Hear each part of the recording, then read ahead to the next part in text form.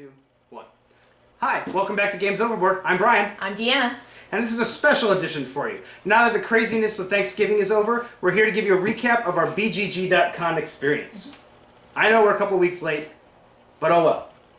So this is our first time there. As you can see by our badges, we have first-timer ribbons on there the whole time. And I've got my little black book here that tells all the games we played and who we played them with as a reference, because I can't remember all that off the top of my head, and I know Deanna can't, because she can't remember where she parked her car. Hey now. Hey now. So we're going to tell you about the games we played, games we brought home, and people we met. Hope you enjoy. So we got to Dallas on Wednesday afternoon. And then we were actually staying in a different hotel in town, so we went to go check out the site for the convention so we didn't get lost and we knew where we were going. Yep. We just thought we were going to check it out. Boy, were we wrong. Lo and behold, we met a friend. Within about the first 5 minutes of walking in the convention center, two people, Rick and Gretchen, came up to us and asked if we were there for the game convention. We said yes, and they obviously knew we looked like we were lost, and they asked if we wanted to play a game. We didn't know they were playing games on Wednesday night. We didn't think it started until Thursday morning.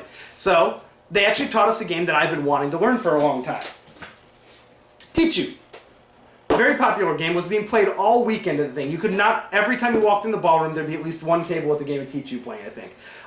If you like Pinochle, if you like Frank Zoo, if you like trick-taking games, really, really good card game. But I'm really glad we had somebody as knowledgeable as them to teach us the game. Yep. They brought player aids with them to the convention just so they could show us and hand them out, which was really cool that they had that and just gave it to us afterwards. So Teach You, great card game. We had a lot of fun playing it, and that really set the tone for the whole weekend. I was a little nervous. I've never been to a convention before. I know she was nervous. She's definitely never been to a convention before. And so we didn't know what to expect, and this is definitely a good start.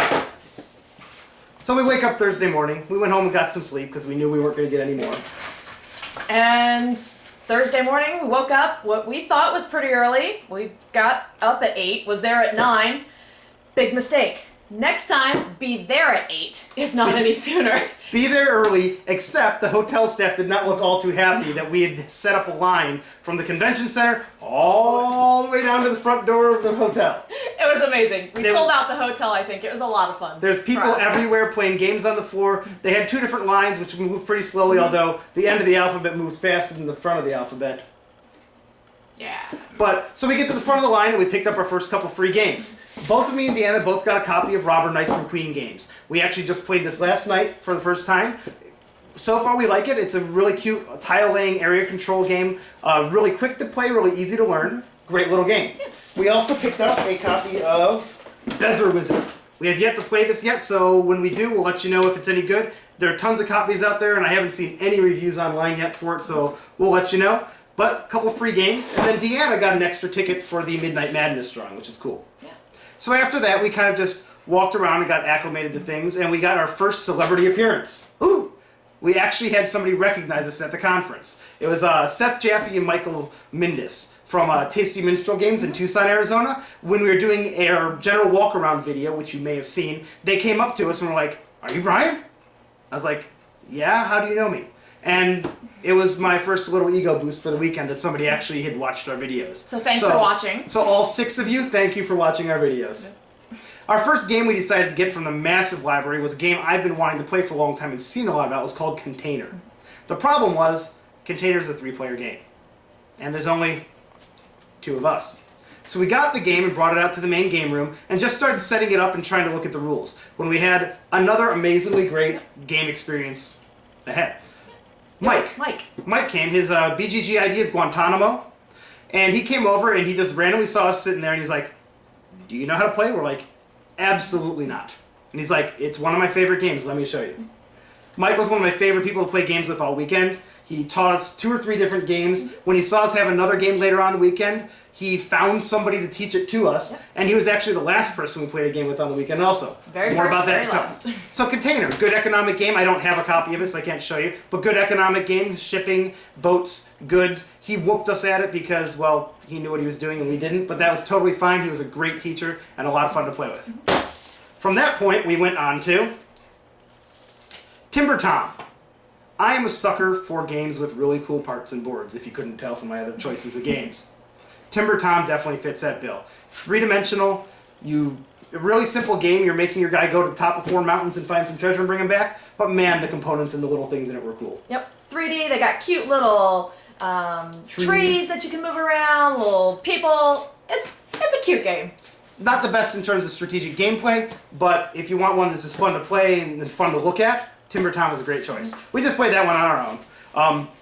After that, we actually hooked up with a guy, his BGG ID name Okie Dokie, and his name is Dwayne. And actually, I had bought a game from him before we came from the online virtual flea market. We got Arkham Horror. I had played it once before the convention, and then Deanna's played it once since we got back. Great game. We really love cooperative play games. Yep. This is a great one. Theme is just amazingly good.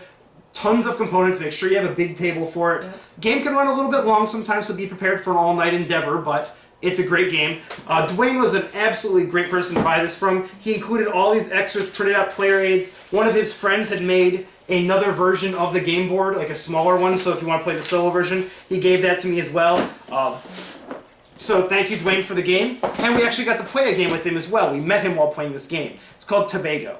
There's been a lot of talk about it online, and actually a lot of people think it's going to be up for the Spiel des Jahres award. I really like it. Once again, really cool components. Deanna wasn't so thrilled about it. Like, it was okay, but... But we've only played it once. It was a deductive reasoning game, where you have cards, and you start out with cubes all over the board, and as you go throughout the game, you take away cubes to find where the hidden treasure is. Once the location's revealed, you've got these really cool ATVs that you gotta go and race to it. I liked it. There's little ATV tokens, there's huts, there's palm trees, there's gigantic Olmec style from Legends of the Hidden Temple, guys that move around the board and throw amulets out there. Really cool, really cute game, and very accessible for families. Yes. I will be getting a copy by hook or by crook some way, and then we'll do a review on it. I'll guarantee this will be one we do a review of. It's an easy, quick game to learn, and very accessible for families. After Tobago and playing with Dwayne, we went and got my copy of Arkham Horror. And then we went on and decided to learn another game on our own. That doesn't happen at BGG. If you want to try to learn a game on your own, you're out of luck. Because somebody's going to walk by that knows the game better than you and has played it before. Mm-hmm. And that's great. This next game was called Factory Fun. Yep. And we met our other favorite person we played games with all week. One of my favorite people. Definitely. His name was Kevin. Kevin was great. He was there by himself. He knew a couple other friends there, but we believe I think he was there by himself. He has kids and wife at home, but he just wanted to go play some games. Kevin walked up to our table and he said, "Hey, that's one of my favorite games. Do you know how to play?" And we're like, "Absolutely not." He only had a couple minutes because he had to go meet somebody else for another game, but he sat down, he taught us how to play the game, and then we played another game after that with another guy who came by and sat down. Did I get down his name? Kevin's is KZman13, and the next guy was Poindexter. Poindexter had tons of pictures all over the place. He was always looking for someone to play Democker with. Yeah. You would have seen him all weekend. Factory Fun. Great game. Very abstract. You're kind of making a factory that makes nothing. Yeah. I like to think of it as a paint factory. You put blue and red in the thing, and black comes out, and then you put black in something, and red and blue come out. And kind of cool little game. I don't know if I'll be picking it up in the future. I don't know how much my game group would get into it. I like playing it as a kind of a puzzle, but I don't know about it as a full game for myself.